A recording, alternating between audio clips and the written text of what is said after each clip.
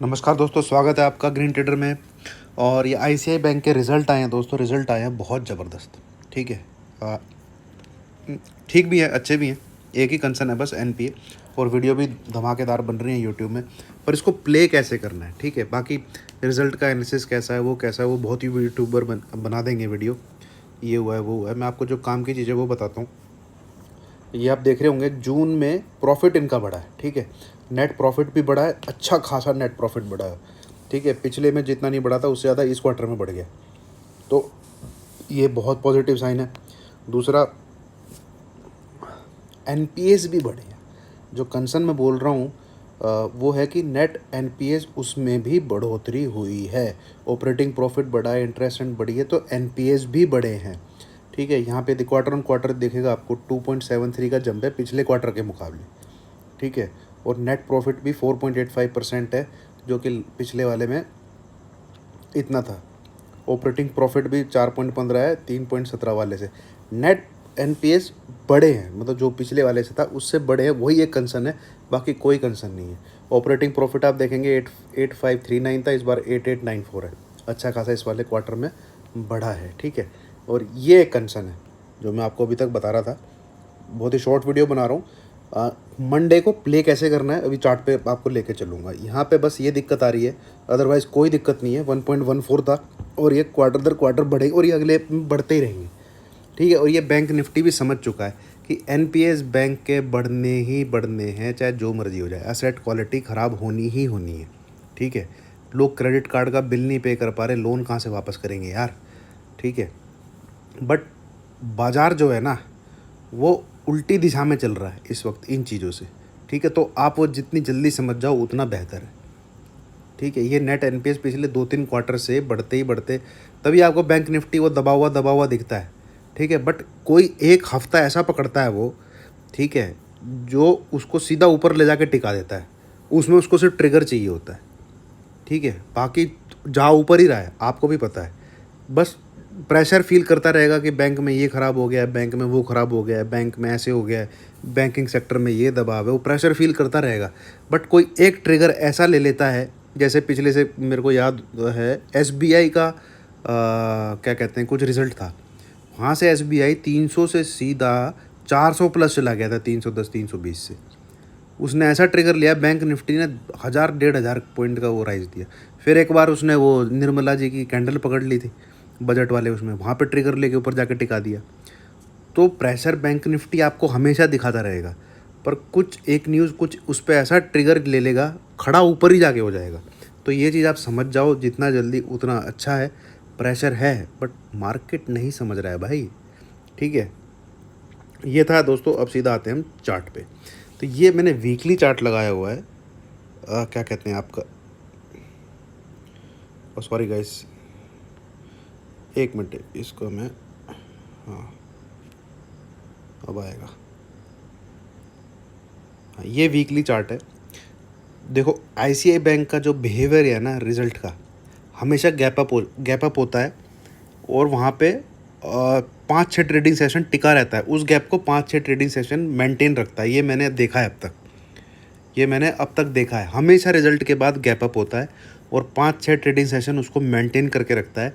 फिर किसी दिन आके हल्का फुल्का नीचे आके वो गैप फिल ज़रूर करता है, वो गैप फिल ज़रूर करता है। ये इस स्टॉक का बिहेवियर है। गैप अप ओपन होगा, वहाँ पे 5-10 पॉइंट ऊपर नीचे करेगा। ठीक है, तो इसमें घुसना नहीं है ट्रेडिंग पर्पज से। इन केस गैप अप होता है तो सुन लीजिए, इन केस गैप अप होता है तो बिल्कुल मत घुसना। और जैसे अभी आपको रिजल्ट प्ले कैसे करने हैं गाइज, आपको रिजल्ट ना प्रैक्टिकली सोच के प्ले करने हैं। एचयूएल का कितना ज़बरदस्त रिजल्ट था, स्टॉक नीचे गिरा ना, क्यों? बजाज फाइनेंस का रिजल्ट कितना ख़राब था, स्टॉक 250 पॉइंट ऊपर भाग गया वहाँ पे उस दिन, क्यों?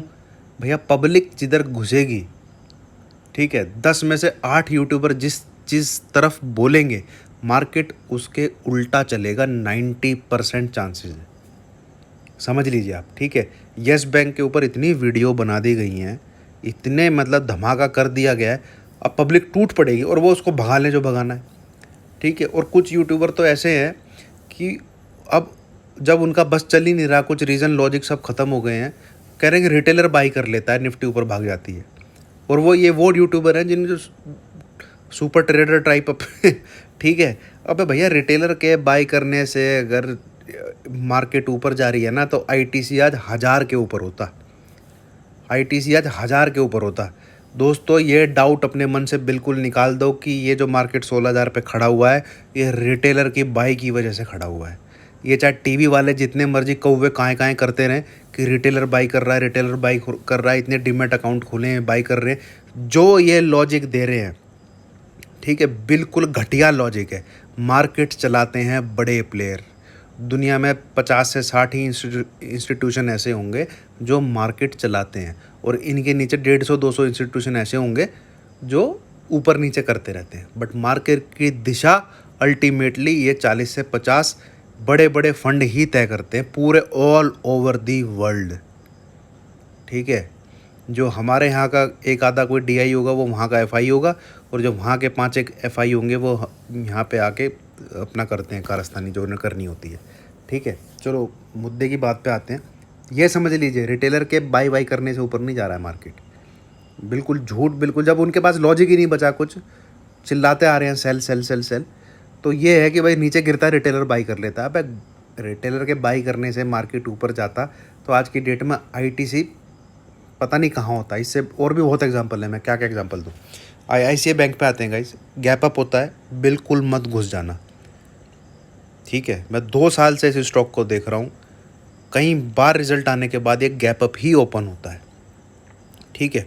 अब अगर जैसे साइकोलॉजी बन रही है, मतलब वीडियोस बन रहे हैं, धमाका विस्फोट, ये प्रॉफिट वो प्रॉफिट, इसको नीचे अगर मिलता है ना आपको 660 से लेके 660 से लेके 650 के बीच में, भाई दबोच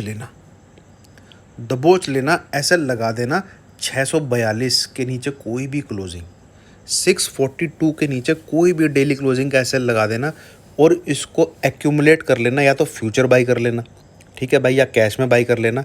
टारगेट लगाना 750 प्लस का अगले 2 से 3 महीने में, टिल दिवाली आप मान लीजिए, ठीक है। कब आती है दिवाली? सितंबर अक्टूबर में आएगी, ठीक है। अगस्त सितंबर अक्टूबर 2 महीने, सितंबर एंड तक मान लो 750 प्लस बेस्ट बाइंग जोन है।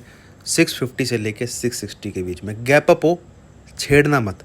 इसका जो बिहेवियर है, गैप अप हो के वहाँ पे हफ्ता 10 दिन बिताता है ये, ठीक है, पर वो गैप फिल करने ज़रूर आता है, जो मैंने अब तक देखा है। एंड मार्केट इज सुप्रीम, उसके आगे मेरी कुछ नहीं चलती है। मैं जो एनालिसिस कर सकता हूँ वो पीछे की चीज़ें देख के ही कर सकता हूँ। मैंने कभी विक्स को 85 जाते हुए नहीं देखा, मैंने कभी क्या कहते हैं उसको पी को 42 प्लस होते हुए नहीं देखा, बट वो हुई हैं चीज़ें, और कुछ भी हो सकता है कल में, ठीक है। तो ट्रेडिंग अगर आप कर रहे हो, it is the probabilistic approach, risk and reward अच्छा रखोगे हमेशा, तो लॉस एसएल में कन्वर्ट होगा और जो प्रॉफिट हैं वो लंबे हो जाएंगे। बट चिपके रहोगे, निकाह करके बैठ जाओगे पोजीशन के साथ, तो मुश्किल है, ठीक है। तो ये मैं आईसीआई बैंक के आपको बताना चाहता था। बाकी रिजल्ट एनालिसिस कैसा है, तो बहुत सारे यूट्यूबर ने बहुत सारी वीडियो डाली हैं जिसमें आपको बारीकी से समझ में आ जाएगा करना क्या है, बट इसको प्ले कैसे करना है वो मैंने आपको बता दिया है। मंडे को ध्यान रखिएगा, गैप अप होता है तो मत छेड़िए, मेरी तरफ से मत छेड़िए। इन केस अगर किसी वजह से नीचे मिल जाता है तो बेस्ट बाइंग जोन है 662 आप काउंट कर सकते हैं, ठीक है। ये कितना आता है भैया? 6 इनफैक्ट आप 665 के भी नीचे वहाँ से लेके और 654-55, मतलब ये 10-15 पॉइंट का जो है ये बाइंग जोन है। यहाँ पे एक्यूमुलेट कर लेना है, इसको छोड़ना मत, ठीक है। क्योंकि भाई अगर बैंकिंग सेक्टर में कोई सबसे दमदार बैंक है ना आज की डेट में, तो वो आईसीआई बैंक है। मेरे को तो एचडीएफसी बैंक से भी अच्छा लगता है, तो इसको छोड़ना मत, इसको पक्का एक्यूमुलेट करना। 750 प्लस के टारगेट लगाना, नेक्स्ट 2 से 3 महीने में एक स्विंग ट्रेड बनेगा अच्छा खासा। और ये लास्ट की जो कैंडल दिख रही है, ये भी आपको ये रिज़ल्ट पहले से भांप लिया लोगों ने, और इसी ने 35,000 क्रॉस करवाया बैंक निफ्टी को, ठीक है। और अगर बाकी बैंक भी रिएक्ट करते हुए दिखे तो बैंक निफ्टी आपको ऊपर भी मिल सकता है। तो thank you guys. In case video पसंद आई हो, इन केस आपको समझ में आया हो, मैं वही चीज़ें बोलता हूँ जो बाई और सेल का बटन प्रेस करने में आपकी मुश्किलें आसान करती हैं। फालतू का ज्ञान नहीं, फालतू का कुछ नहीं, ऐसी ही चीज़ बताऊँगा जो आपको बाई और सेल का बटन प्रेस करने में कुछ कन्विक्शन और कुछ कॉन्फिडेंस देंगी। तो प्लीज़ लाइक कीजिए, शेयर कीजिए, वीडियो को सब्सक्राइब कीजिए। Thank you. वीडियो को शेयर कीजिए, चैनल को सब्सक्राइब कीजिए। Thank you so much.